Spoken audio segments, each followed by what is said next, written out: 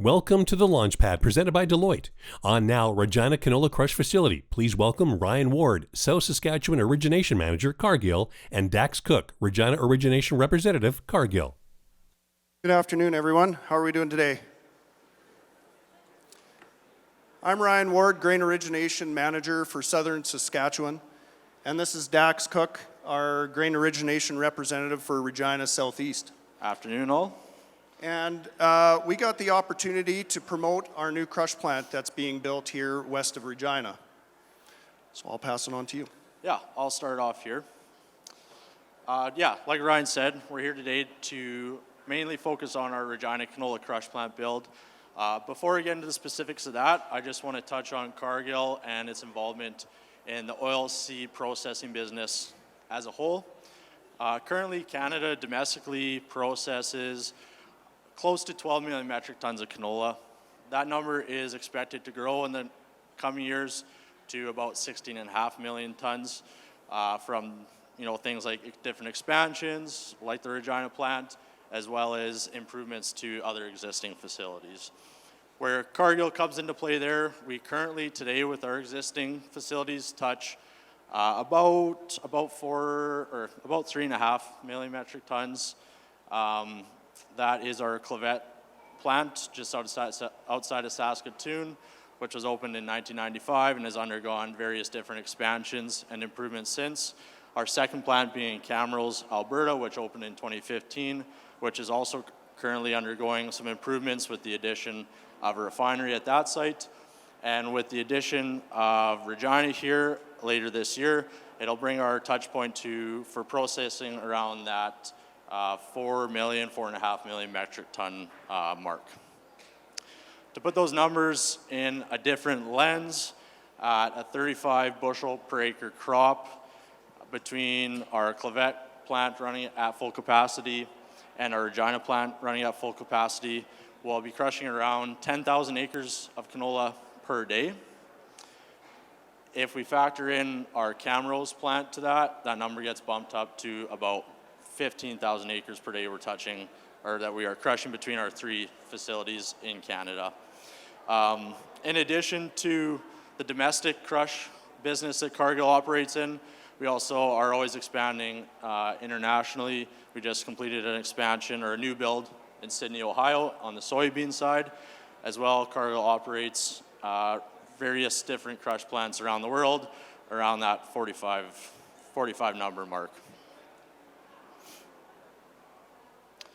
Now, just to bring it into a closer lens, just to focus into Regina a little more, I'll take you back to 2021. There was a flurry of announcements in the spring there. Everyone's building the crush plant. In Cargill's case, this was a top-down initiative. It came from head office that they wanted to invest in a new processing facility in Canada, landed on Saskatchewan, and when it's all said and done, Cargill will have invested close to $1 billion with this Regina plant, further committing to its crush business in Canada. Now, just a couple of slides here to roll, just kind of pictures of the sites, but while that's going, I'll just chat on a little of the specifics of the plant. The site itself is located out west of the city in the global transportation hub. Kind of three reasons why the site there was chosen in no particular order. One was the canola origination opportunity in the south and southeast corners of the province that is relatively untouched currently by Cargill. Through the elevator systems, about 2.5 million metric tons move through those. So hoping, to start moving, we'll see a seed flow shift towards the crush plants once Regina opens. The second being at the hub, it was a fully serviced site, so it allowed our build team to get up and running that much faster, allowing us to get where we are today. The third being is the freight advantages with rail. We have access to both rail lines, CNCP. On site, we have the ability to rail seed in and products out, as well as for truck freight.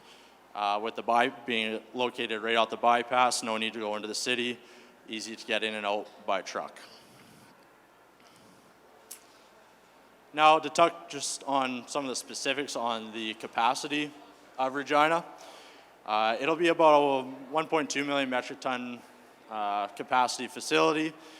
That's, to break those numbers down a little bit, that's about 100,000 tons of canola we'll be processing per month. Break it down a little further, that's around 3,600 metric tons of canola will need to come down the driveway every day, or about 120 to 140 trucks on any given day. In saying that, kind of how the delivery, I want to give you a little overview on how the delivery process will work. So all deliveries into all our crush plants, Regina included, will be appointment-based system. So if you're a grower selling into Regina, you will receive an appointment number, and you have an hour on each side of that appointment number to show up at the plant. So, for example, your appointment's at 9, you have an hour on each side to get the product there. Once you show up at the plant with your appointment number, you'll register. There'll be probe and scales. You'll scale and probe in, drive to one of our 2 driveways. Both pits are big enough to have Super Bs unload all at once. Once you're unloaded, you'll pull back around to the out scales, scale out, drop your RFID card, and as soon as you do that, you'll get a scale ticket in your email. And yeah, that just brings me just to our bids. We do have bids available now for Regina, starting with October 2025 delivery. Our bid structure is either self-delivered or picked up off farm, based out of which RM your bins or farm is located in. So yeah, that kind of covers it for me for the time being. I will pass over to Ryan here. Thanks a lot, Dax. Yeah, really cool information, and we're so excited, super excited about the plant coming online here this fall.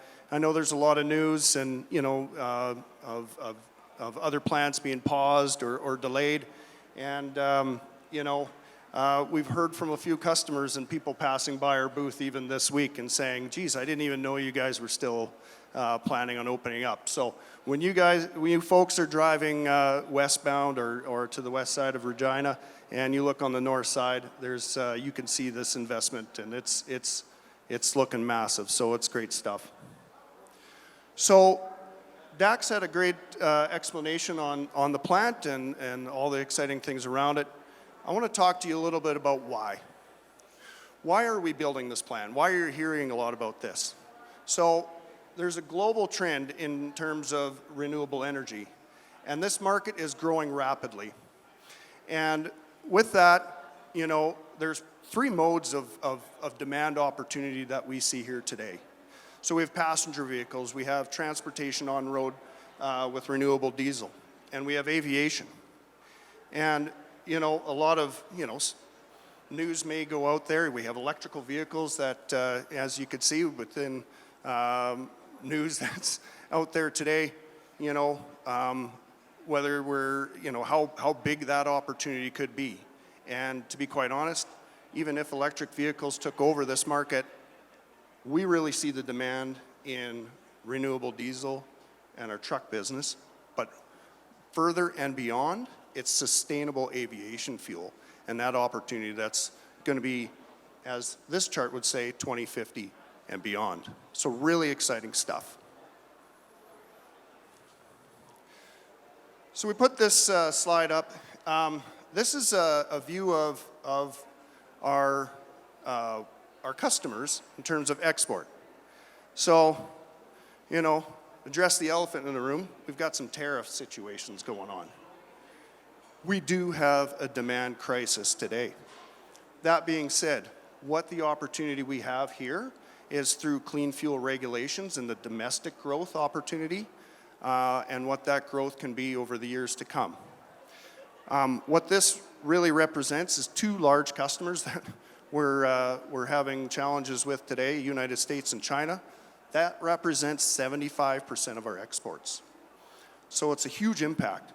And so really what we're talking about here is diversification. And we heard it this morning with the panel, and Levi Wood had a conversation about listen to him about diversification on farm. We hear about that a lot, right? It's so important. And our canola industry has a great opportunity here to capitalize on diversification, and that is the renewable energy market and the growth that's coming with us here today. What this is an outlook of what that domestic renewable demand outlook looks like today. So the green bar on the left is about the refining capacity that we see currently, and the right, the dark green bar, is the feedstock that is necessary. So canola oil, soybean oil, used cooking oil, that is necessary to supply the refining capacity that is coming online. What that tells you, and what you can see here, is an equivalent to 5 million metric tons of demand that is coming within Canada over years to come. 5 million metric tons. If you go back to that last slide, China, that represents about 2/3 of that demand. So very significant.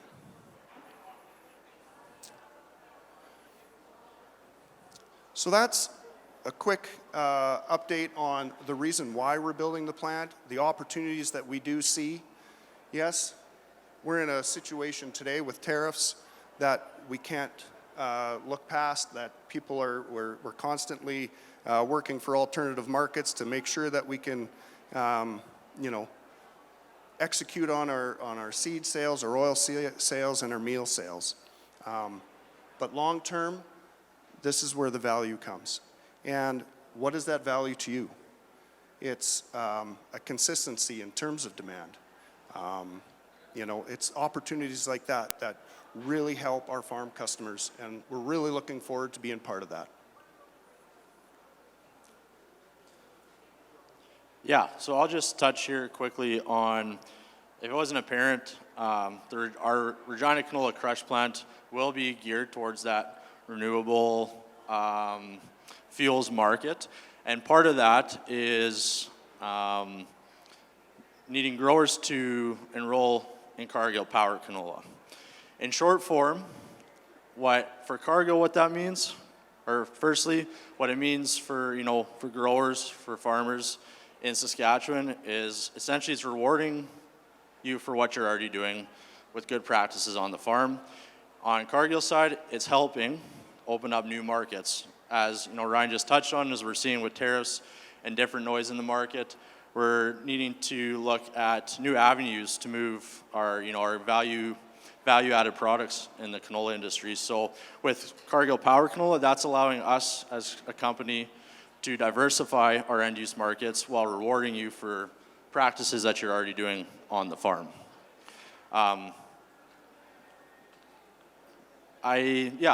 Come and stop by after if you want to chat more on it, but just to sell into the Regina Canola crush plant, we'll need to enroll farms on this Power Canola program. There's a little bit of front-end work, but it's a very straightforward process.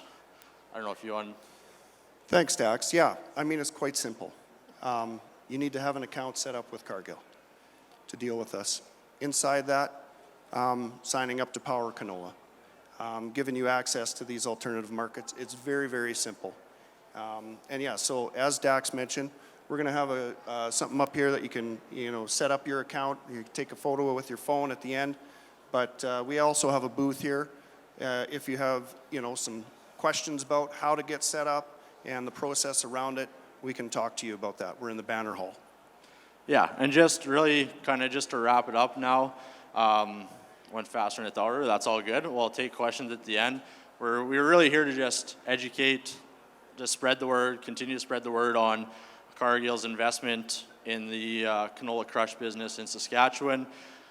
Additionally to that, we can partner on the farm, not just on your canola marketing needs, but other grains, crop inputs, agronomy services, grain advisory services, helping you market that grain. So a really full farm approach that Cargill is able to bring to the table for Saskatchewan and Canadian farmers. And with that, that kind of wraps it up for us, I would say, today. come visit us at our booth, or we'll be around here after to chat. Any questions? We can take some questions up here too, if you do have any. If not, we're at booth 80202 in Banner Hall, just around the corner. And yeah, scan the QR code if you are a grower and haven't dealt with Cargill yet. We want to make sure we get in contact with you. As like I said, we do have bids available for Regina and are full steam ahead for this fall. Thank you. Any questions? Any questions?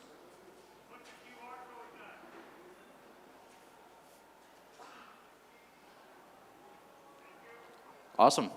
Yeah, we'll be around if you guys have any questions on the side. Thank you. Thanks for your time.